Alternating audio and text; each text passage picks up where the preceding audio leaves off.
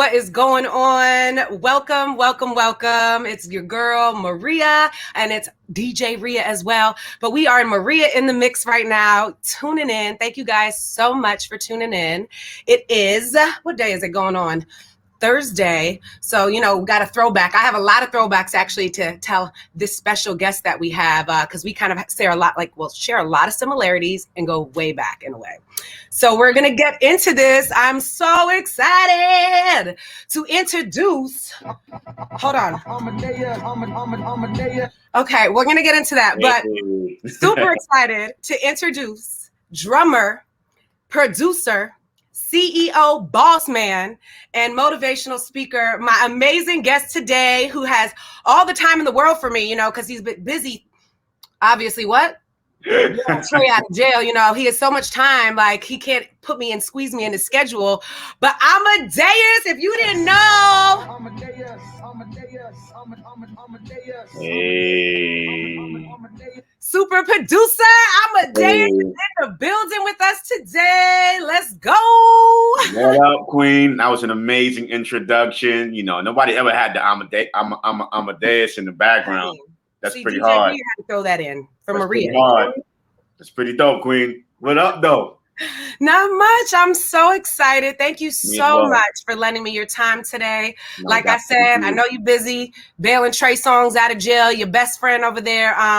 So thank you for squeezing us in, Maria in the mix. Absolutely. Welcome to my show. I'm so happy to have you. You are my second guest so far this new year. So I'm so blessed to have you here. And Happy New Year. Happy New Year. Happy New Year. Happy 2021. A year that I feel is going to be a year filled with blessings and new opportunities and open doors and love and happiness and peace. Like we got to claim it like right now. Like we got to speak it into existence and claim it right now. So we're touching, agreeing in the Holy Spirit. You know what I'm saying? That all will be well this year. I didn't say perfect. Yes, there it goes. I didn't say perfect. I didn't say me this way. Go this way. We got each other. Wait, this way. The other way. Yep. Get closer. Get closer. Get closer. That's awesome. Know what I mean? But Happy New Year to you and everybody that's tuned in, man. You too. Thank you so much. Oh my gosh. I don't even know where to start with you because this can go on forever. But like I said, it is Thursday, Throwback Thursday. Yeah. We have a lot of similarities in common in a weird, funny way. Like nice. I'm not a producer, but I'm in the music world as well, just like you. I don't have as many credits as you have. You worked with people like J-Lo, Diddy, Justin Timberlake. Justin Bieber. I'm sorry. Justin Timberlake. Let's speak that into existence. Right? Justin Bieber, Fabulous, and Trey Songz, just to name a few. Yes. Just going down the list of people that you've worked with. So, I know that we have a commonality. I as well worked with Trey. So I got DJ for him, which was amazing. That was I was going to pull it up, but I can't find it in my archives right now. But you are in this video of me DJing at the W Hotel. We did a dope project for Trey Songz for that liquor he had going on, you know what I'm saying? And in the video, I'm thinking this is AG, So it's not AG, it's you in the background. I'm like, why it kind of look like AG? And this whole time I'm like, I've met Amadeus so many times. I know him. Like, this is crazy. And then we've definitely met on other platforms as well. Yes. For example, we've also worked for ESPN. Wow. I have been a correspondent for them. And you have actually worked with them in some shape or form. Maybe anybody recognize this? Like this jam right here? They ain't talking to us. Easy like a layup. Turn up a little bit. Here we go. Hey. Hold on. What? Lead a frame for Amadeus. Okay.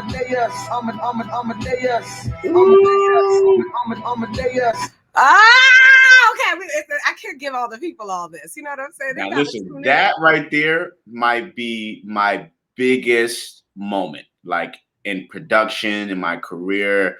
That ESPN First Take theme song it was a big look, you know what I mean? And it's still rocking today, you know what I mean? 4 years later, 5 years now that we're in 2021. So yeah, man, shout out to ESPN, shout out to Stephen A. Smith. At that time when I created it, it was Carrie Champion on the show and Skip Bayless. So shout out to I love that. And now, Molly Kiram is on right now, and Max Kellerman is on right now, and then my big bro, my uncle, the OG Stephen A. Smith is still there. So it's a blessing, man. Definitely a blessing. So awesome! Oh my goodness! Like that was the first take song, right? Yes. Featuring Wale and Stolly. I have a pretty cool story about it if you want me to share with you in the audience. Is that okay? Please, we have time. Let's go. I got my drink. I'm ready. Talk to the people, honey. Nice. So prior to me producing the theme song, I would do a lot of the scoring for ESPN. So like for Sports Center, when they played highlights, Monday Night Football, different areas in ESPN. And I had got a phone call from the music director, shout out to Kevin Wilson, who called me and wanted me to speak at a college in Connecticut, because Connecticut is where ESPN is based at. And he's like, hey, I want to put you on the music panel. Come speak out here, And the first thing I asked him, I was like, yo, is there a budget? Because, schools have a lot of money. You know what I mean? And I knew that. So I was like, yo, what's the budget? And he's like, no budget. This would be a favor to me. And I'm like, let me let you know. So got off the phone with him. And as soon as I got off the phone with him, I'm like, bro, what are you doing? And it was like, what do you mean? I'm talking to myself. Like, what are you doing? Like, this dude has opened up so many doors for you at ESPN, has put so many checks into your pocket, thankfully, so many dope opportunities. How dare you not show him love and hold him down in this moment where he's requesting you to be on this panel? You know what I mean? And that was like a little powwow that I had with myself. So I called him right back. I was like, yo, whenever it is, whatever time it is, I'm going to be there. And he's like, all right, cool. Right. So I go show up.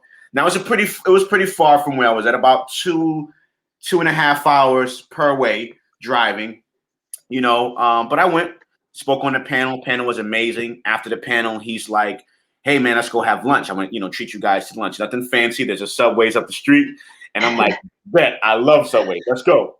Go to Subway's. We're in Subway's. And he's like, yeah, I'm trying to, create this theme song for First Take. And I'm trying to reach Talib Kweli, but I can't reach him. And I'm like, that's the homie. Like, I had produced for Kweli already. My son's mother had toured with Kweli for like 10 years. So he's family, right? So I was like, yo, I'll connect the dots, put you guys in contact. But I was like, who's doing the track? And he was like, yo, we haven't figured that out yet. I was like, here's the deal. I'll put y'all with Talib Kweli. You let me produce the track. And he's like, bet, right? So as we can see, it's not Talib Kweli on the track. So originally it was supposed to be Talib Kweli and Mos Def on the theme song. Oh, spicy. Yeah. So there were some creative differences with Mos Def. Kweli was kind of, okay, that's the beat. All right, cool. Mos Def was like, I don't know about this beat. Let's pick another one, and kind of giving ESPN the runaround. And they had a deadline, and it was like, listen, we ain't got time for this, right? They call up Wale. Wale is a family member of the show, family friend of the show. Wale's like, bet, I'll do it. Love the beat. Let me bring in Stolly, who was new to MMG. So let's, let it be a look for me, Wale, and then, my label mate, Stolly. They come in, we create the theme song. They book a studio. We all go in together, create the theme song, document it, film it. Boom, it's a theme song, right? So I bring up that story because oftentimes, and I mean this in a good way, sometimes we're motivated by the bag. Sometimes we're motivated by the checks, right? But don't look at the bigger picture. So I didn't know that this would come about from that, but it was just about giving and giving back and being a blessing to the man that opened up different doors for me at ESPN to allow my music to be played there. So I'm glad that I checked myself in that moment and went out there and spoke at that panel, which led to the conversation of who's going to produce a theme song. And it happened to be me. So I love telling that story because I love sharing that and teaching people in that moment. Yo, it's not always about the bag. It's not always about you getting something. Sometimes it's about you showing love and giving. And you never know how God will turn that around and it'll come around full circle. So that's the backstory behind the First Take theme song. Like I said, which is one of the biggest moments in life for me as a creative person and as a producer. So epic. Oh my gosh. Like that. Thank you so much for that story. That is priceless. Everybody out there, these are gems he just dropped. But you really touched me with the last thing that you had just said. And it's about, the blessings of just giving yourself up which Right. is what we're here to do, is to serve. You know what I'm saying? So to give yourself up and not expect anything in return, because that's the goodness in you. That's who you are. That's where it comes from. That's what you are putting out there in the world and manifesting. And look how God blesses you and Right. circles everything back when you Amen. are giving up and Right. relying on just the faith.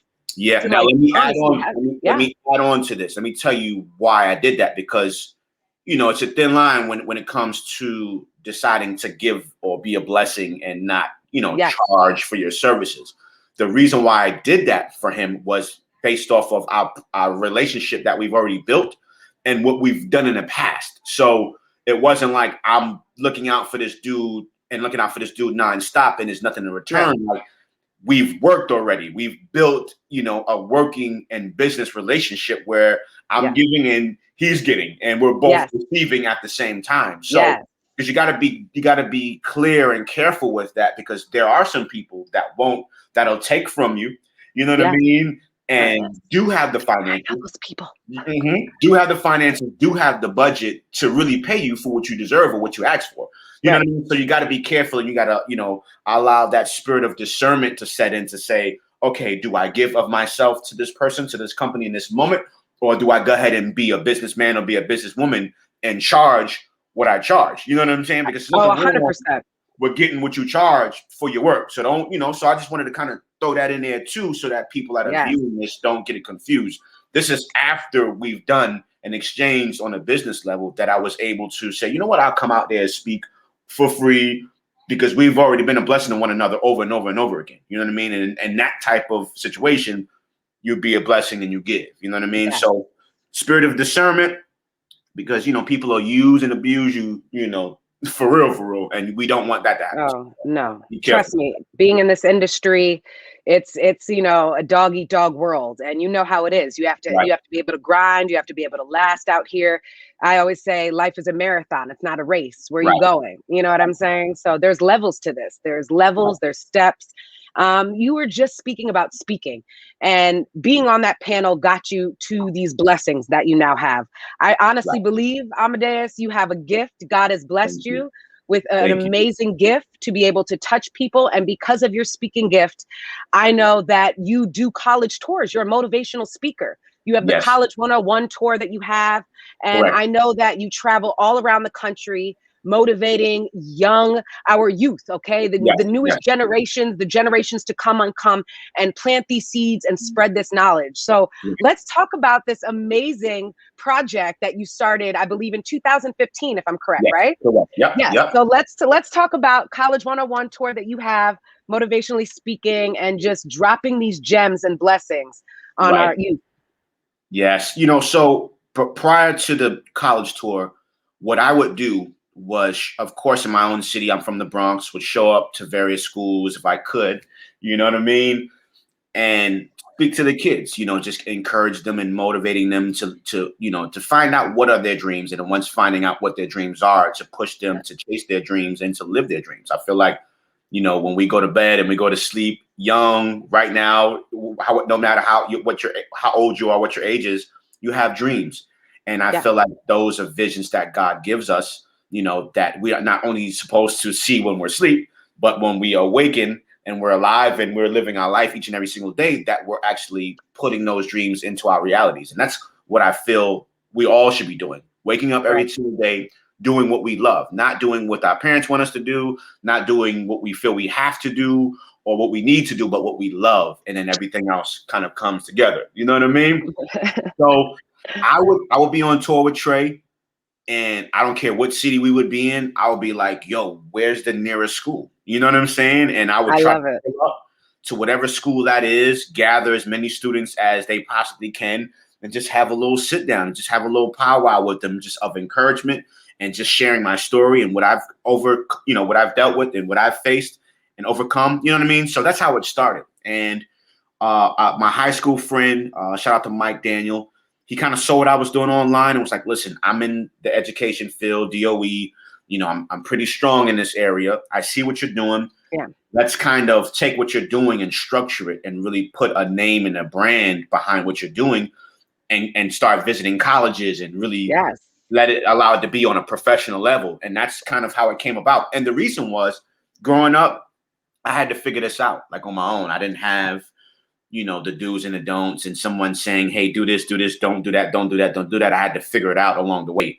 So once I've arrived to this level and this level of success, I kind of thought about the future and the people that will come behind me and will stand in these same footsteps and even beyond. And I'm like, why allow them to go through the same things? Why not me educate them and teach them the do's and the don'ts, teach them of all of the other areas in the music industry besides being in the forefront. Everybody don't want to be on the stage. Everybody's not an artist, singer, songwriter, Right. producer. You might be a dope manager. You might have a dope ear and you can be an engineer. You might have amazing style and want to be a stylist. You might be able to do hair, cut hair. So you can be a style, a barber or a hairstyle.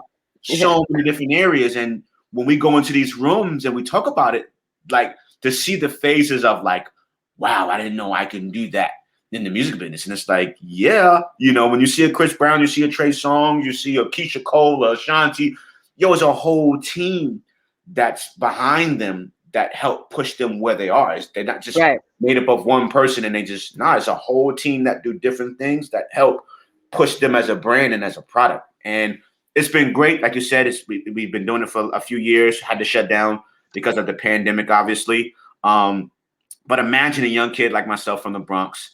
I finished off at high school, and that's the decision that I made for me because I really wanted to pursue music 100% and go full speed ahead. No B, C, D, E, F, G plan, just A, and just 100 miles an hour forward to that plan A because that's the only plan I had. It was my dream, Right. So for me to be in a Yale or Howard or Hampton and Harvard, NYU, a dude with no degree, no paperwork, but standing in those same positions that the professor stands in to teach a class. Yeah. And I'm educating people on music, not based off of schooling and education or documentation, but more so of life and experience. And what my 20 plus years have taught me, and then I'm sharing that with others. Because one thing I know is, and I there's no knock, this is from a positive lens to any professor, any educator, any teacher that's went through years of schooling and got their degrees. All of that's amazing, and salute to you. But there's something called the experience. Yes. That no one can teach you. You know what I mean? No one can teach you experience, and that's what I come with, and it's been a blessing. So thank you for bringing that up. Can't wait till the pandemic. I wouldn't say it's over, but at least where we got a grip on what's going on, and we can kind of get back to some sense of normalcy where I could get back to those schools and do what I do. And I would love to have you on as a panelist.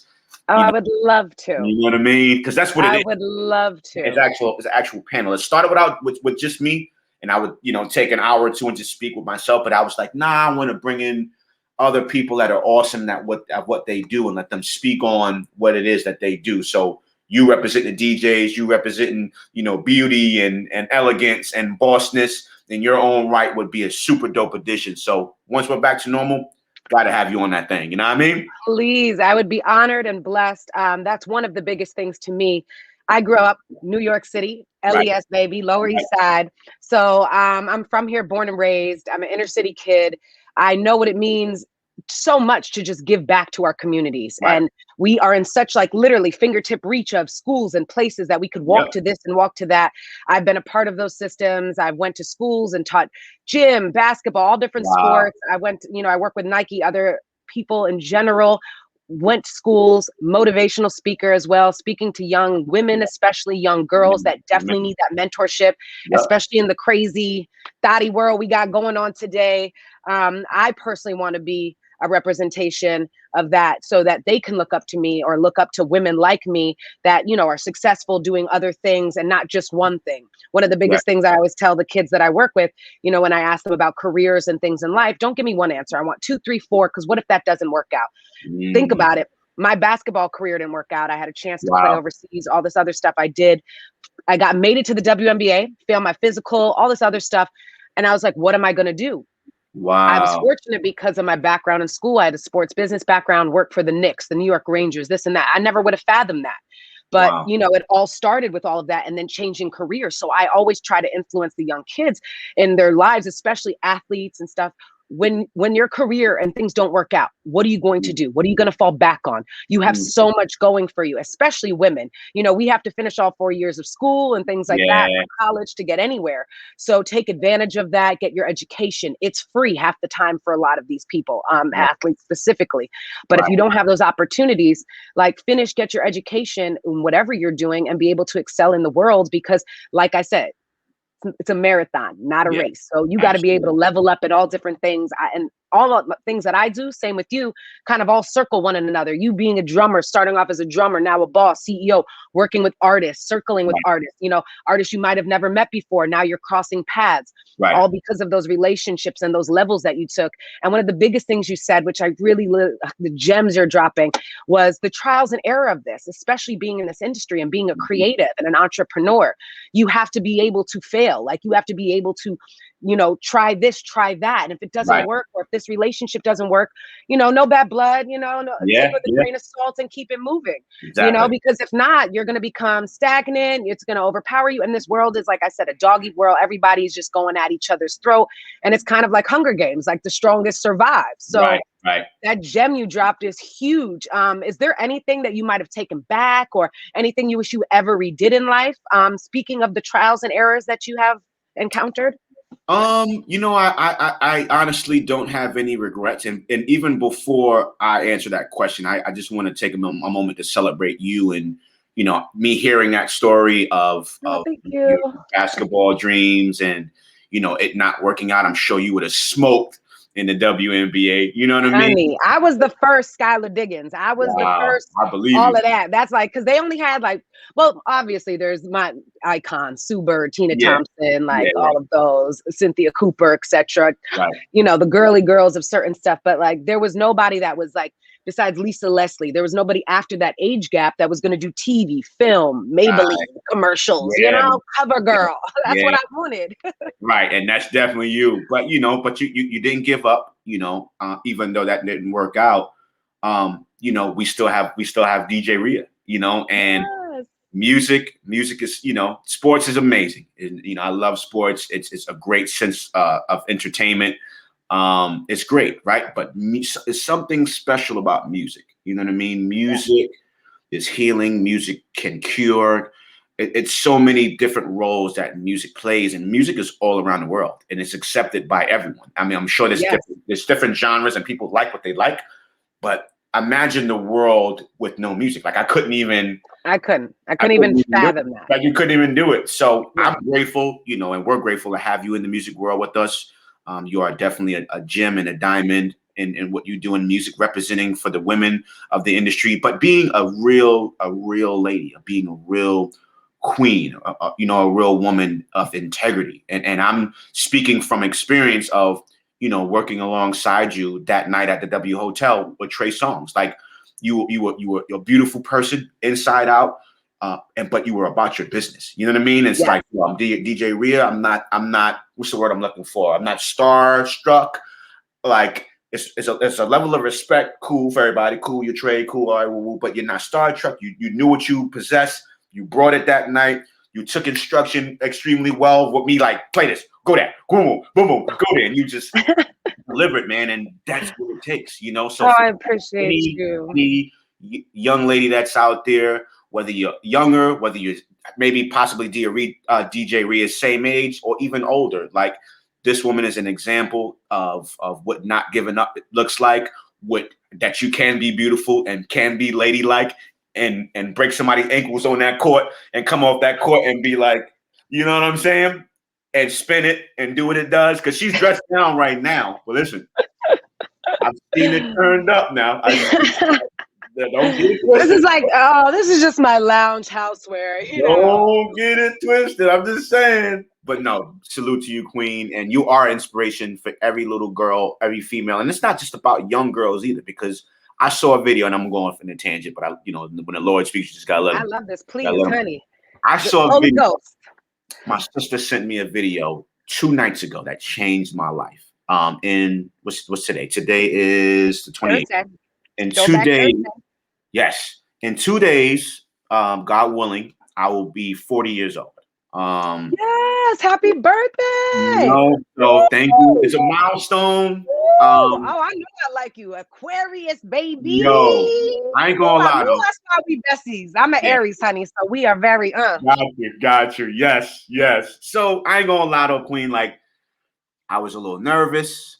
There's some dreams that I haven't accomplished yet, and then you start asking yourself, is it too late? And it's like, man, I'm 40. I wanted to be here by 40. I wanted to be doing this by 40. I wanted to be set up to this level. So I was having all of those different thoughts secretly. I wasn't really sharing it, especially with my sister.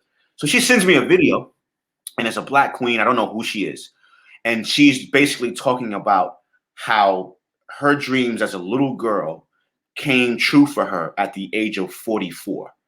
You know what I mean? Yeah. And she's like breaking it down. And when I say this video, bless me, Queen, I'm like, it just really hit home, because you hit certain ages and you're like, damn, is it over? You know what I mean? Like, should I think about something else? Should I do something else? And she also shared about how her father always dreamt of opening a barbershop and running a barbershop. Yeah. And he didn't obtain that dream until he was 65. You know what I mean? Wow. So, yo, I'm gonna tag you on this video. Please, video. I was gonna ask you as soon as you finish. I'm gonna tag you on this video. I'm gonna do it in a moment. I need inspiration all day, always. Please, yes, good vibes. Tag me. He's doing it right now. Even better. Yeah, even better. I'm getting forgetting stuff. No, trust me. Like, think about it. Issa Rae's career didn't begin till later. Issa Rae didn't start her Insecure and all that till she was like later in her 30s, right? Think about the Dos Equis guy. That was his first commercial. By the way, he's not even Spanish. He's a Jewish guy, like from Long Island, I think. And he was 65 when he got, like, just like you said, he was in his 60s. I think 65 that he got his first major role and breakthrough, and he's been acting his whole life. And he got one of the biggest campaigns. So, like, never stop pushing, always, never stop grinding. Like, I'm a hustle. Like, we from New York. I'm a hustler. I'm a hustler, So like, I know the grind. I know what it takes. I'm not sure if being an athlete definitely, to me, I feel attributed to that, because I don't give up. Like, we lost maybe 2 high school games my whole career. Like, I don't know what losing is. But when we talked about that, switching into this world and being an entrepreneur and all of that, I've never really experienced failure like that. So for me, for my first time to experience something that was like shocking, and it was like, oh my God, it shook my world. It was like, hold on, time out, pause, freeze, let's re-angle this. Okay, how are we going to fix this and get through this and get around this? Like, just a little few rocks in the road, it's a little mountain. It might be Mount Fiji, but I'm gonna climb over that and I'm gonna get through it, and we're gonna make it happen. You know what I'm saying? And I know you have that same determination and grind. You got you. I know I kind of went off in a little tangent, so I'm gonna come back to your question in regards to, like, overcoming failure and staying committed. And I personally don't have any regrets. I feel like our lives are destined, and it's written. You know what I mean? And some bumps and some bruises and some potholes that you hit. It's never fun to hit those, you know. But I feel like that's a part of what you need in order to build your character and really build who you are, so that when you are blessed to obtain whatever it is you're going after, you know what it took to get to that point, and you have so much more of an appreciation for it, because you know what it's like to lose. You know what it's like for people to not believe, for people to doubt you, for people to say, "Nah, you can't be the biggest producer in the world. You can't be a touring drummer and tour around the world." Like, that was what's said to me when I was younger. It didn't hurt my feelings. Like, it didn't bother me. Like, I heard it, and believe it or not, it really, and as a young kid, it really, like, hyped me up. It really was like, oh, word, you think that? Okay, cool. You know what I'm saying? Like, heard you. And when it all came together, I didn't even have that. And that's how God works, man. I didn't even have that spirit of, like, I told you, or like, now what? It was just like, because some of those same people will come up to me and say, wow, you really did it.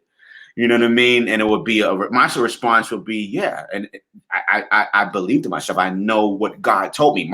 God didn't tell you for me. Like, He spoke to me. Like, I was the one who dreamt those dreams. You didn't dream those dreams. So that's why you can't relate. That's why you can't see what I see or envision what I envision. So, I'm grateful for my life. I think if anything, like 2020 really, showed me and taught me a lot. Oof.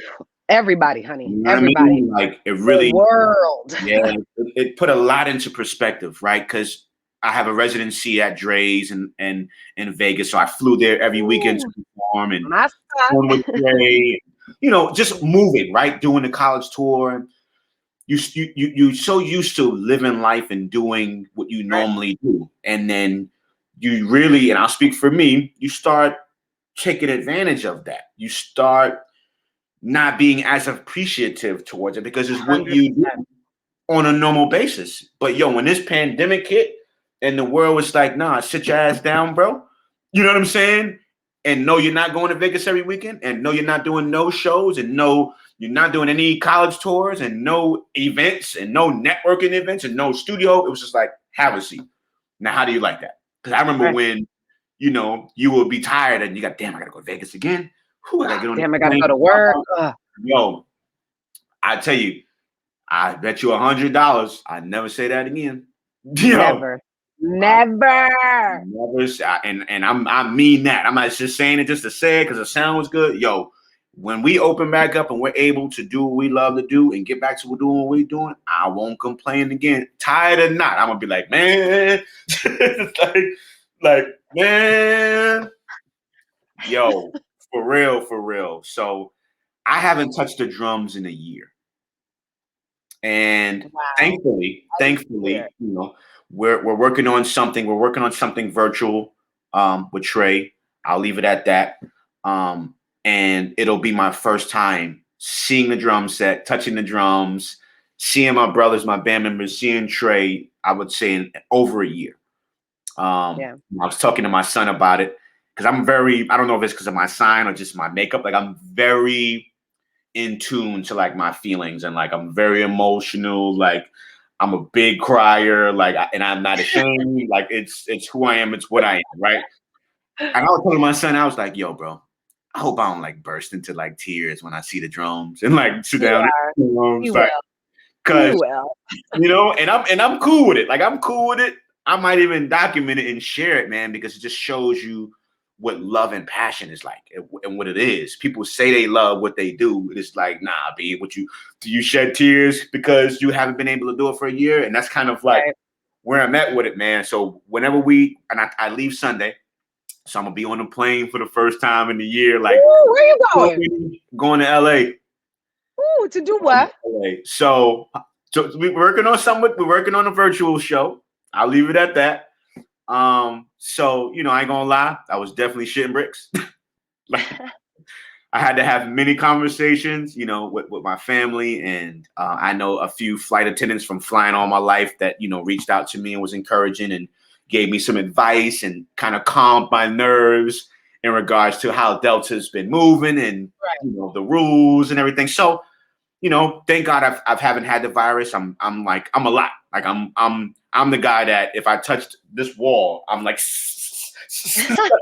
oh no, I'm on a million. So they was like, just do what you've been doing, and vitamin C, vitamin D, elderberry, keep doing what you've been doing, ginger, your honey, your lemon, all that. Yes, do what you do because what I can't and what I almost allowed to happen is a very transparent moment. What I almost allowed to happen is allowing fear to overtake me. You know what I mean? Like, don't let him tempt you. Oh my God. Fear of what if tempt you?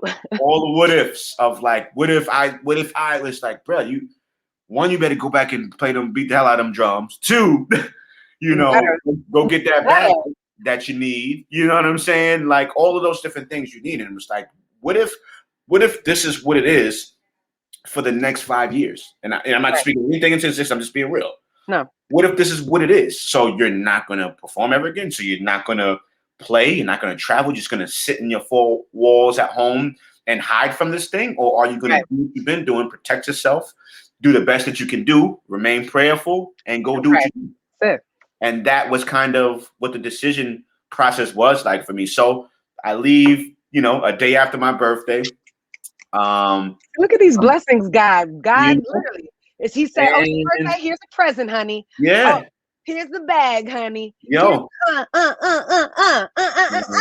And I'm staying positive. I'm positive. I'm not afraid. I don't I'm not losing any sleep over it. I'm not worried. I'm just going to do what I've been doing. Like you said, protecting myself, make sure I'm putting what I need to put in my body, keeping that mask on and do what I do and come back home and, everything be all right. You know what I mean? You are blessed and one of the chosen ones because God has given you all of these amazing talents and gifts in your life, literally gifts that you've turned into amazing talents.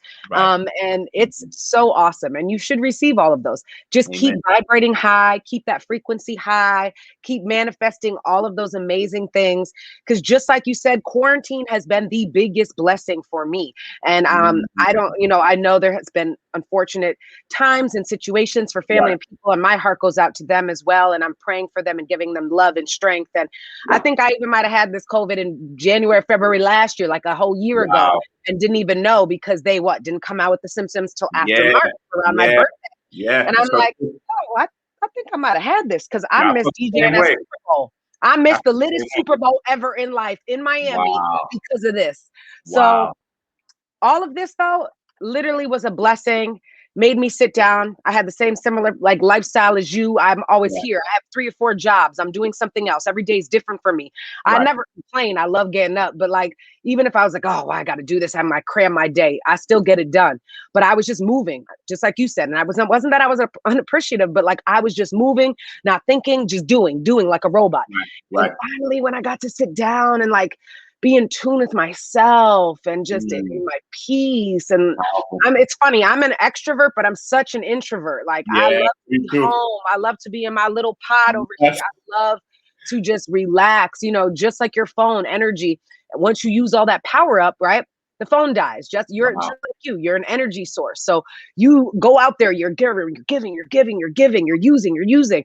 You kind of get depleted at times and your energy. You have, I work out all the time. I do all these other things as well to maintain my health, etc. But you literally just get drained. So you need to recharge. You need to get time to yourself because I feel like people like us in this life that can be able to give and receive, but know how to use it and how to maneuver for the good of it in this world. You know what I'm saying? You have to protect your energy and you have to just sit down sometimes, be with yourself. And a lot of people in our generation, in our world, well, the younger generation, I should say, and in this world that are coming up are so external.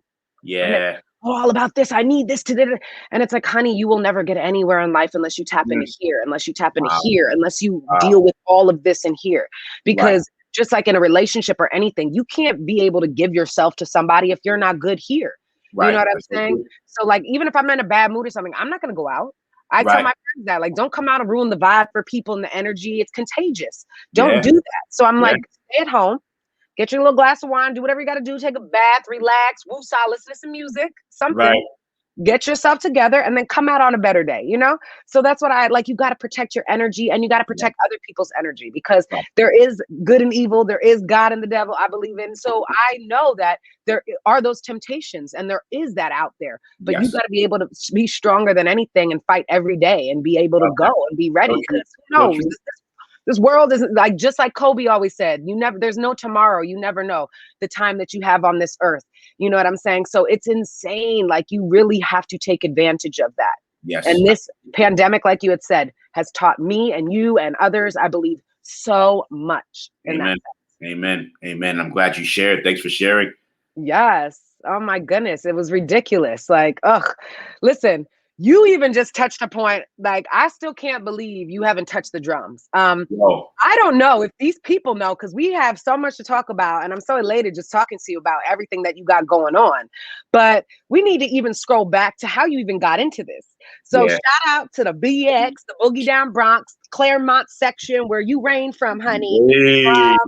I know that your parents literally had a different vision for you in your life of how I believe you became a drummer. I need you to tell me this story. But I know that Claremont, Boogie Down Bronx, it's rough. It's a rough neighborhood and area.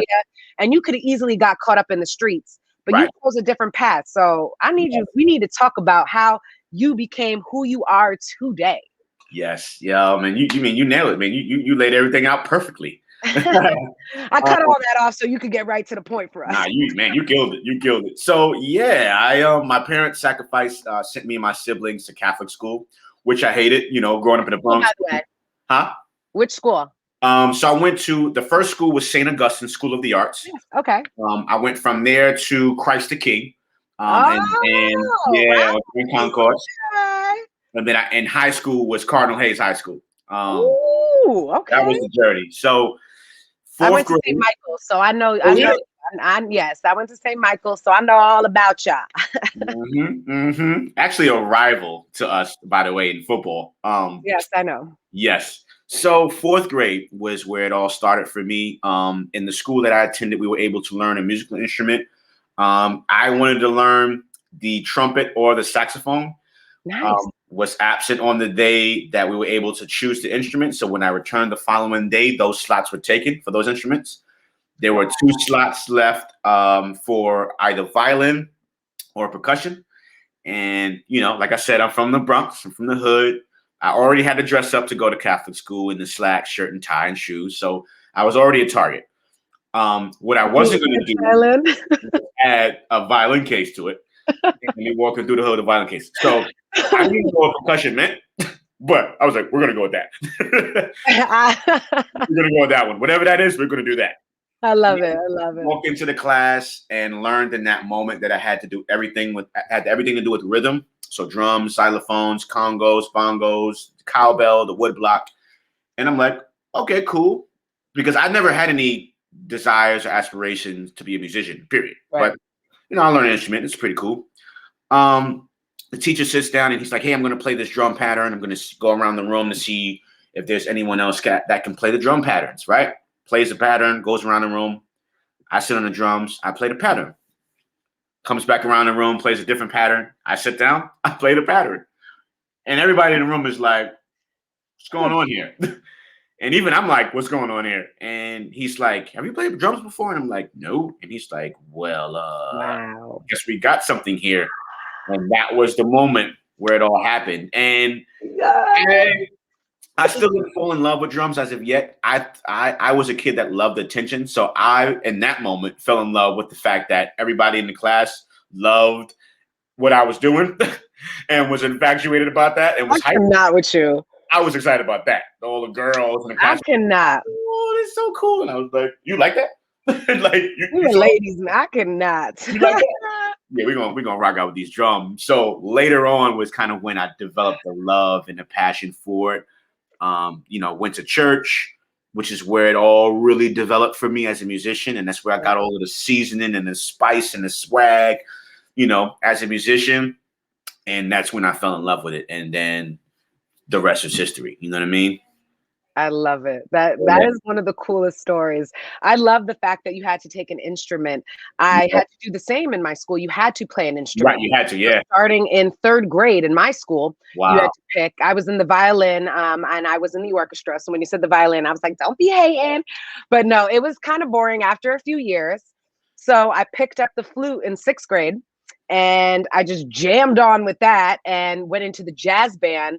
And that's when I fell in love. I dated the drummer. So that was my first boyfriend. I was a freshman. He was a senior, honey. I was, I was dating the drummer. Okay. The drummers are the best. You know what I'm saying? We just listen, you guys, you really are. Cause first off, he was a white boy. And I know really? I'm half white, yes, but I did not see myself as a white guy in general. So my first boyfriend was white. He was the drummer. I will never forget. It was an 8-piece band. It was the shit. And I loved it because the improv was me. I going off on tangents. I was that kid that would get up and spin to the back of the room. I'm in my own little world. So I absolutely fell in love. And I grew up with jazz. My dad always played. I was super eclectic. He played so many different genres, from the Gypsy Kings to Bob Marley. We went to Paul Simon concerts, wow. So I just love music. I love all types of music, and playing an instrument, just like you said, it's amazing. I haven't continued that, but God has given you, once again, Amadeus, these amazing gifts that you have turned these talents into something that have just leveled you up and open doors for you and outlets to different things in your life. The fact that you didn't even want to drum and be a drummer. You are now Trey Songz drummer. I'm sorry. And musical director. Can we please talk about that? Like, talk Man. about somebody that's vision or dream was not something foreseeable, but just knew that they loved the attention, just loved doing it. And it literally opened so many floodgates, like flooding gates. The fact that you are Trey Songz musical director and head drummer, like his head drummer. And you toured all over the world, went to different countries. Like, oh my, I even saw that you worked on him with the tour with Jay-Z, like all these other amazing things that you did. Yes. Just because of that door, that you had opened working with Trey. Let's talk about this. Like, how did that open? Like, I believe you started your company, right, in 2000? Yeah. So we met in the studio. We met in the studio. I was producing a record for Mike Jones, and Trey was the feature on the song. And we Something were low, right? Low. Shoot, I didn't forgot. What's the name of Trey? Life or something low. Low life, low. I don't know. Something with one of those. I know what it was. Jim, something like that. My job. When you have so many records. I know. It's hard. I know is the name of the song. What is it? I know. No, that's the name of the song. I know. She's like, I know. That was mad funny. It's like, I know. No, I know. No, I know. Yeah, what do you know? You finally know the song that you know. That's mad funny. Yes. Okay, the song title is I Know. Mike Jones featuring Trey Songz. So we were in it. Yeah, it's so funny. She's like, what? I know, but what? Like, what? Like, no, I know the song. I could not. That's an awesome moment right there. Yeah. So we're in Houston recording the song, and there was a drum set in the corner. And I saw the drum set and I got mad hyped, and I'm like, yo, I play drums. And I'm trying to tell them, like, yo, I play drums. And they're like, you don't play no drums. I'm like, bruh, okay, if you liking my beats and my tracks, like, you'll love, like, that's how it started for me. Like, I'm a drummer from a church boy, like, straight up. Yo, and they clown me, man. Both Trey and Mike Jones clown me. You know, I was like, all right, cool. And in that same breath, I said these exact words to Trey. I was like, this is Trey, first album out, Trey with the braids, skinny Trey, first, like, brand new Trey. So I'm like, bruh, with the music you making, it's very soulful, like real R&B. One day you're going to need a live band. And when you do, call me. Said that, told that to Trey. We went back, recorded the record. I went home. He went home. Mike was already in Houston. That's where he lived at. Boom. A year later, I got a phone call. And you probably know Delonte. You know Delonte Murphy? I think so. We've crossed paths through a friend because my best friend's in Houston. So she's in Texas. But yes. So Delonte is managing him. And he calls me. And he's like, yo, Delonte, this is Trey manager. You ready to put the band together for Trey? And I'm like, because I play drums, right? But I never put a band together. So I didn't know what that entailed. I didn't know. He's like, yeah, he wants you to put the band together, wants you to be the music director, and play drums for the band. Like, take it away. And I'm like, I don't know how to do that. Like, and he's like, bruh, I don't know what you're going to do, but we got a show coming up in like 3 weeks. And we need a band, and Trey said to call you, and he wants you to do it. And I don't know, figure it out, call me back. And I'm sitting there like, I don't know about putting the band together. All I know how to do is play drums. So what I did was I called my big brother. His name is Butters, and he was at that time the music director for Case and Casey and JoJo. So I'm like, this is what he does. I'm gonna call him. He's gonna be the music director. I'm gonna play drums. I'm gonna put him in charge, and we out. I call him. He's like, you're gonna be the music director. That's what you told Trey he was gonna be. You're gonna be music director. I'm gonna come on tour with you. I'll play keyboards. I'll be a keyboard player. You'll be on drums. We'll put the rest of the band together. Boom. And anything you need to learn, anything you need to know behind the scenes, I'm gonna make sure you know everything you need to know behind the scenes. And he was like, how do you think I got into this position? Like someone, Casey and JoJo. He's always also the music director for Leela James. He was like, somebody give me a chance. You know what I mean? Yes. And he's giving you a chance. He's giving you a moment. And this is how you're going to learn. And that was 14 years ago. Wow. So it was a moment for Trey. Trey never had a band together, had a band before. I never put one together. So it was a moment for us to grow as musicians and for us to figure it out along the way. So it was a lot of bumps, a lot of learning experiences, a lot of things going wrong, a lot of things explode in our faces in regards to music and shows and on stage and this happening and that happening. But the best moments ever. Yes, that's what what it needed to happen in order for us to get to where we are today. So like I said, that was a moment of me speaking into existence, something that didn't exist, something I didn't even know how to do, something that I wasn't even ready for. And it was a moment where he's like, you're gonna learn today. You're gonna get ready today. Learn today. You're gonna learn today, bro. Yeah, man. So crazy. I love it. Oh my God. The blessings once again. The power of manifestation, honey. Like, if you are not a true testimony to this, and I don't even know who better for this, but because of your vibes, your faith, your love, everything that you have going for you had led and opened these doors. Like, that is so crazy, dude. Oh my God. Even to relate to you, like, we have a lot of commonality. I think we're just gonna be BFFs after this.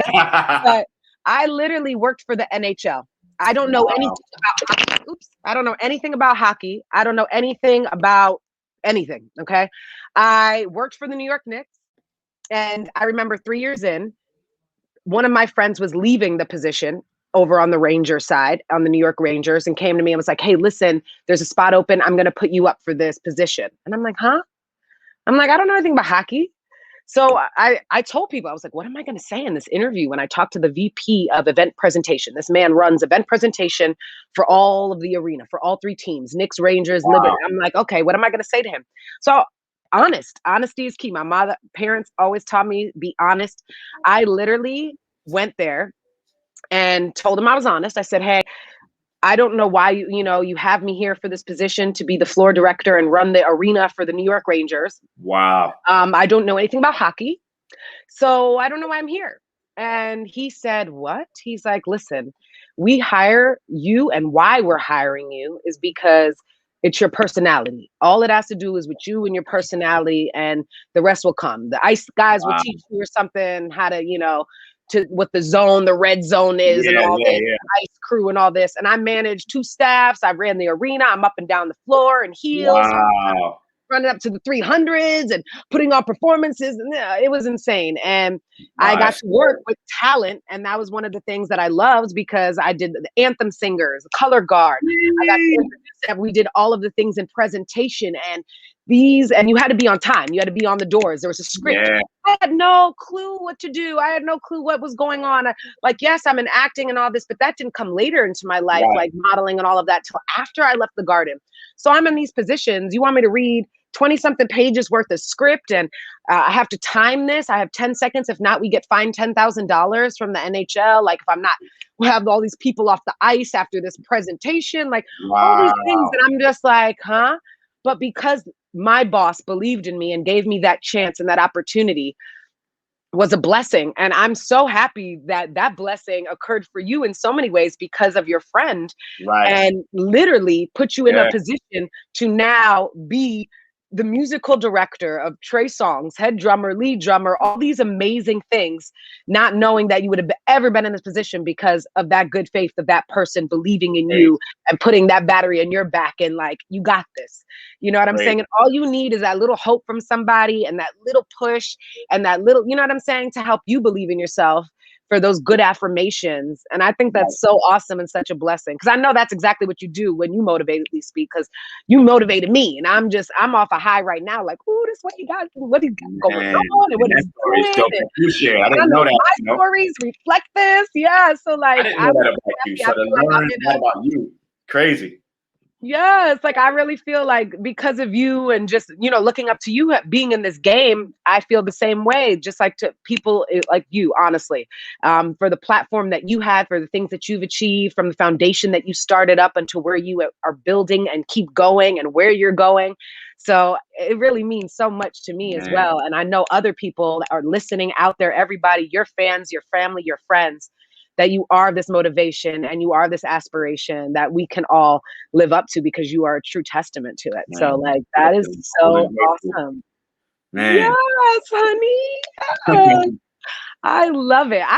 We have to scroll back one more thing before we get out of here. Okay. All of these things, because we're kind of like an onion. We're just peeling in and we're just right. So I love this, because usually we might flip it and start the other way. I love this because we're just starting with life, because you have so much going on. So I really want to start after you started drumming, that one gap between drumming and then the Trey Songz factor. So I want to know how you started that producing, because you said you were a drummer. Did you, like, I just want to know the process. The people want to know the process. How did that start when you getting into this world? Like, besides being a drummer? Definitely. I definitely was going to be an artist first. Okay. Like a rapper or a singer? Yeah, I was definitely rapping. Yes. Okay. You're gonna laugh so hard, but my name, and this is probably what, I'm 40 now, so this is, man, maybe about 25 years ago. That's crazy to even say. My name was A Boogie. A Boogie, you're lying. I swear to you. You're lying. My name was A Boogie. You're lying. I thought it was the most fire name ever, and everybody else was like, "Bro, wow, Boogie, like what? Like, A Boogie?" I'm like, "Bro, A Boogie is fire," and it was like, "It's not fire," And then I end up changing it. Changed it later on because I wasn't sure what I was gonna do. I was saying, I was pursuing the rap artist thing. Kind of got schooled on the business, like, nah, you should be more behind the scenes. You got to go platinum, you got to go gold for you to really see money like that. And right. Why don't you? You're already a musician. You're already a drummer. Like, why don't you make beats? Why don't you start producing? And I'm like, So that's kind of how it came together for me, man. And that's how it happened. And then again, just like I fell in love with drums, I fell in love with producing and making beats. I've always loved hip hop. I always gravitated towards it, and I always loved the music. Like, if you would say, "Yo, recite these lyrics," 9 times out of 10, I can't. Yeah. Terrible with lyrics, terrible with lyrics. But it was always the music and the melody and the beats for me.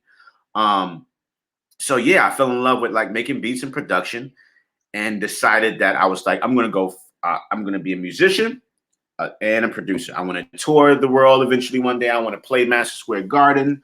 I want to, I wasn't sure on the traveling thing. I didn't like planes and stuff like that. So I really wasn't saying that. I just kept saying, I want to play at Madison Square Garden. I know that was the for New York, and the biggest arena to me in New York City where you would play, and there's thousands of people watching you play. So, and there's nothing like it in the world. You know what I mean? So, yeah. And I went from banging on the tables at school in the lunchrooms and really started making beats. And I would bring in my cassette tapes, that transitioned into CDs, and would play it for my friends and for my classmates. And they were like, "Yo, bro, these are really dope. I can hear this person on there, I can hear that artist on there." And I'm like, all right, well, I'm gonna keep going. And my first placement was Foxy Brown. Yes, honey. Who I am a extreme fan of. I don't think there was I love it. I don't think there was any dude that didn't love Foxy Brown. As a kid, I don't think it was any dude that was like, "Yo, I don't like Foxy." I don't know if that ever existed. So I was definitely one of those kids. So that moment was epic, man. She was working on the Cradle to the Grave movie and soundtrack by DMX. Classic. And we created this record, and the record ended up going on that movie and soundtrack, which is behind me right there in the middle. Hold on, I need glasses to see all your bright, shiny things back there blinding me. Wow. Yo, that was my first placement. Amazing. I need some of those. You're on the way. On the way. Manifesting. I'm talking to you, honey, so I know it's coming. I know it's coming. On the way. Listen, and wait till you see that video that I sent you. Okay, I can't. I'm watching it as soon as I get off this with you. It's gonna be the best. I think it's 6.5 minutes, and I have my attention span sucks. But yo, so does mine. This joint kept my foot. I was trying to I'll be I got enough. I was trying to turn it off, and just couldn't. I was yo, she's really talking to me. So yeah, manifestation and just the just knowing is never too late. And I think that really resonated with me. And that's why I wanted to share with you and E, because so many times we're like, yo, man, damn, I'm about to be 40, man. Ain't this can't happen at 41 or 42 or 40. Right. Like, I was supposed to be 30 when that happened. I was supposed to be 25 when I was supposed to be, you know what I mean? And that goes in your mind and your mental. And I'm speaking against that, man. So I can't wait for you to see this video. But yeah, Foxy Brown, first placement. And I was off to running after that. And kind of a mixture between pressure and excitement, because for that to be my first placement, I'm like, okay, gold record, 500,000 sold, song in a movie, name in the credits, like everything is just crazy. And I'm like, how do I follow up with this though? You know what I mean? Right. Like it has to be, and with all due respect, it has to be bigger than Foxy Brown. I have to bigger to grow. So there was a little nervousness in there, man, but just God just kept opening up the doors, and I kept running through them. You know what I mean? And but just know I put in a lot of work, and I know you know that. But for people that are listening, this wasn't no overnight thing. Like I was making beats for years before I even wanted people to hear it, because I just 2005, baby. Oh man, like crazy. So yeah, that was that middle space, because I kind of got with Trey a little early, because Jones, I forgot what year that album came out. So I was established already. I had some credits under my belt. I think Foxy Brown, Little Mo, Dipset, G Unit, if I'm not mistaken, was kind of under my belt. And then kind of linked up with Mike Jones. And then a year went past, and then linked up with Trey for, the band thing. So I kind of had a nice, good resume, when I linked up with Trey. And then, of course, it started building even more, J-Lo, Justin Bieber's, tooting your own horn over there, just to name a few people. I love it. Oh my goodness. The last thing before we get out of here is, you did not tell us how you, honestly, first off, got the name Amadeus. Yeah. Like, wait, cool, that's one thing we need to know. One thing. Hold on. That's what the people want to know. Okay. So that's the final thing. And then I feel like we could go on for 5 more hours. But I know we probably over an hour right now, because I'm just so literally all up in the story, and so are the people, because these gems that you're dropping and this knowledge. Come back and do a part 2, I'll definitely come back and we can do a part 2. Yes. We're doing a part 2 because everybody wants to know the secret that you're working on, because I know we're all going to see it eventually come out. But once it does come out in your show that you have coming, we need to come back. Because during quarantine, I literally have watched you during quarantine, and I've seen you doing all these interviews and people. So like, I'm like, oh, is this part of it? Like, what's going on? Like, you interacted with so many amazing people, and I literally loved every vibe. Like, my alerts go off. Amadeus talking to somebody. Amadeus live. That's I'm love. always tuning in, but we need to know.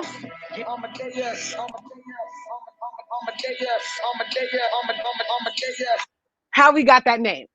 Yo, so when I was a little kid in school, we were forced, and I'm using forced because I would have definitely I wouldn't have chose to watch this movie.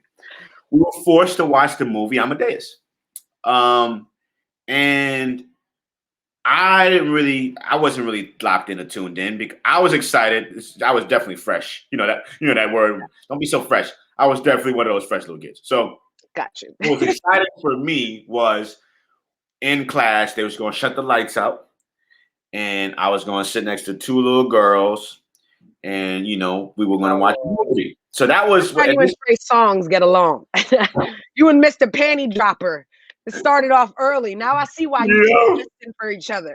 So let me be clear. When I say little girls, we were the same age. We were woven like first. You gotta be careful.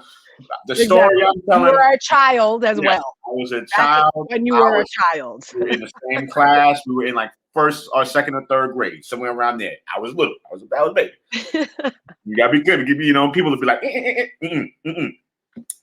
So yeah, so that was what I was excited about, and then the movie came on, And then, of course, I got my name called because I was talking to the young ladies and being the gentleman that I was. Pay attention. So I'm paying attention. And I'm watching this dude, and he's out of control. The same exact person. Very talented, a master composer. So he's composing all of these masterpieces. He's a teenager. He's chasing the girls around. And I was like, he's silly. He got a million jokes. I was like, yo, this is me. Like, Amadeus is definitely me, right? So I'm like, all right, cool. I watched the rest of the movie, enjoyed the movie. Mind you, I'm a little kid. So the name kind of came together like around 15, 16 years old. Yeah. And I didn't even choose the name. You know what I mean? At the time, my partner at the time chose the name. He was like, yo, we gotta get a dope name. So I was definitely going with A Boogie. We gotta get a better name for producer, man. Like, maybe like Beethoven, maybe like Mozart or like Wolfgang. So Mozart and Wolfgang is Amadeus's other names. Yeah. So I'm like, nah, I don't really know. He said, what about Amadeus? And I was just like, I don't know. I'm not really sold. And he's like, yo, it's dope. Your real name starts with A. So Amadeus, and he's a composer. And you could be like, it's like you being like a hip hop artist. And I'm still sitting there like, I'm not really sold, man. But all right, let's give it a try. So he's like, yo, let's just try it for like a week or two. We'll take these label meetings, and play some beats, stuff like that. And then we'll tell them that your name is Amadeus. So we in the meetings and meeting with people and playing beats. This is Amadeus. And everybody I would say that name to would be like, yo, that's a dope name. That's a real dope name. And I'm like, okay, cool. And then finally, Chip was like, yo, this is kind of dope. You know what I'm saying? Like, Amadeus. All right, cool. And then it just hit me where it was like, yo, didn't you watch a movie named Amadeus with a classical composer? Ooh. He was a little kid, and you was like, yo, y'all were the same exact person, silly, out of control, talented, chased the girls, always got in trouble. Wasn't that? And it just clicked. And in that moment, I was just like, I'm going to keep Amadeus. You know what I mean? And that's how it happened. And then later on, tapping into the spiritual side of things, I learned that Amadeus means loves God. And that was the icing on the cake for me. And this all makes sense. Yes. So that's we how are destined. The light is shining, honey. I'm feeling so blessed just talking to you because I know literally how you said you're anointed. I literally feel God places certain people on this earth, not only to motivate, to guide, to lead, to help others. Like, you are one of those chosen people, Amadeus. Your name speaks volumes, as you just so said. And I can't even stop smiling now. The story behind it. I'm like, you are so truly blessed, bro. Like, you are so truly blessed. And I love it. And I am so honored that you gave me your time and your time today to be here to tell us these amazing stories and these blessings. And I literally hope everyone watching and your fans and family, friends, supporters, everybody can take all of these amazing gems that you dropped and apply them to their lives in some shape or form. Everybody has a different path and a different story and a different way. But if you can actually take away from the things that you said and not the actual journey of it, but the things that you said that helped you on your journey, I believe everybody can just level up and go so far in life and vibrate on this amazing high frequency because you follow those and I believe in those and I follow those as well. And that you just given me hope and inspiration to know that I'm on the right path in some shape or form because our paths crossed. And I'm so happy that we got to do this. Like, shout out to E. Edgar for making this happen. I love you. We love you, Edgar. Yes, E. What up, E? Yo, we put this together for no lie, for like a few years. Like, I'm not gonna lie, and it just shows you how amazing God is, and how it's not about our time, but His time. You know what I mean? And this was the right moment. This was the time that was necessary for this to be done. I had to go through what I needed to go through to get to where I'm at today. You had to go through what you needed to go through. Edgar had to go through. You know what I mean? So I'm grateful to be here and have this opportunity to be on this platform with you and, be on the Meridian and the Mix show. This is a dope conversation, just as you say, and share of how I've inspired you you inspire me as well. I've learned a lot about you, during this conversation that I didn't know. That's really dope. It's really a blessing that inspires me, and it's not only me, but everybody that's watching and listening to this as well, male and female. So I'm proud of you. Continue to be you. Excited about the year. Excited about us even doing more together to inspire the world and especially the music community. So thank you for having me. I really appreciate this conversation. No, thank you. Listen, when I start my Good Vibes Foundation that I already have planned, I bought the domain, all of it, it's coming. I'm manifesting it. I would love to be on board with you when I go on tours with you, and you can come with me. And because my program is giving back to the youth and implementing programs. And the funniest thing is, one of my programs is I wanted to do a music class. And I know arts has been taken out of a lot of schools. So I was going to target those schools, and I wanted to go in and bring instruments in one day. Just like how you said. So when you said that, I know, but I'm telling you, the manifestation going on here.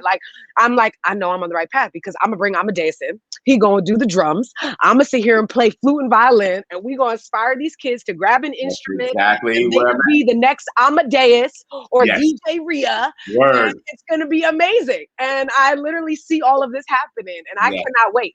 So I need you on board when my foundation starts and all this stuff, because I need all of those good vibes and that love that you got going on. So please count me in. And I'm not just saying it. I mean, this is you tapped in spiritually, and us aligning.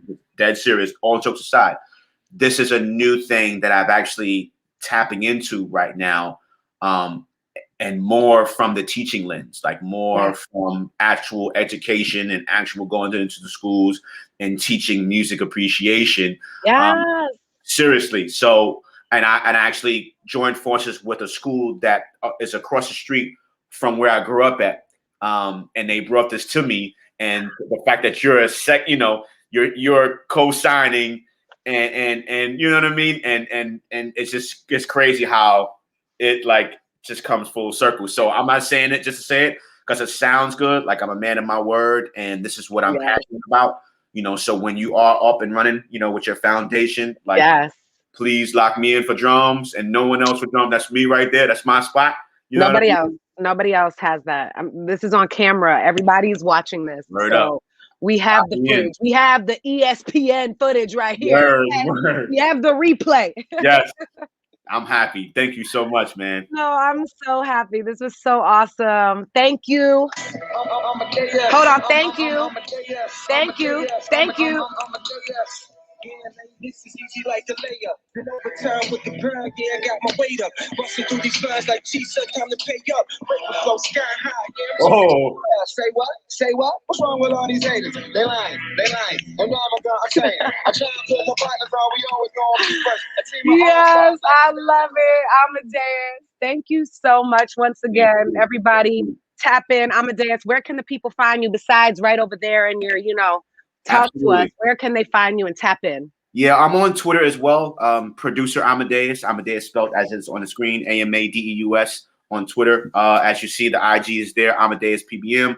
I'm more on IG more. So I would say if you're trying to reach out, you're trying to connect, definitely DM me. I'm one to check every DM, because I feel like I don't want to pass out or pass up on any opportunities. So I'm not that person that's Hollywood and I'm too good at. No, I'm in there. You know what I mean? I'm in there checking them, because so many people reach out. So many people have ideas, opportunities, and I don't want to miss out on any. So if you got an opportunity, you want to connect with the king, DM me. I'm sure I will respond. So blessings to everybody.